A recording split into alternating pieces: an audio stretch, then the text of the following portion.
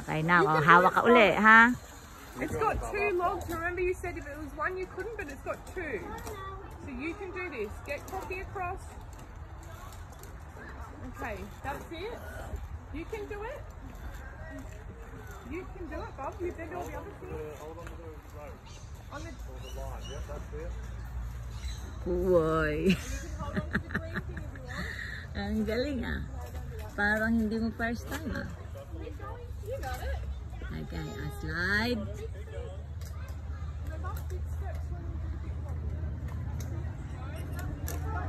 I slide.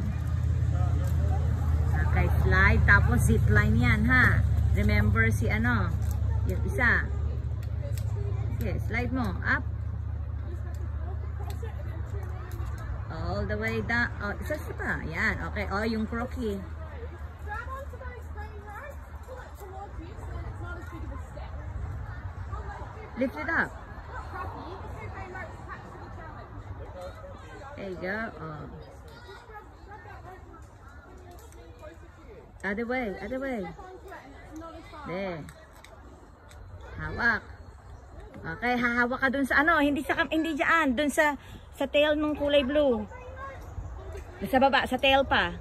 Diyan. Okay, and then sit down and slide. Wow!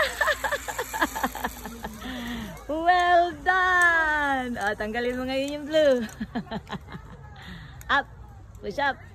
Push up and then stick it into your ano uli. Saan mo siya ini-stick kanina? There you go. It's a magnetic. Oh, galing. Oh. Si Croquis.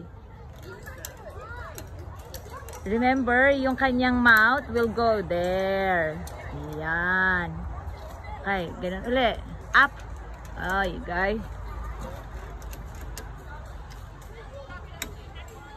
Okay, up uli. Yan. Okay. No, I don't think so. You're just gonna go down.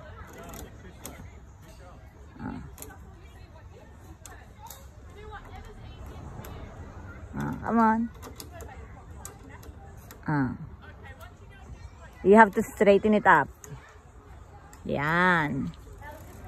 Okay, so just go down, go down, go down, go down, go down. And that's the end of the course.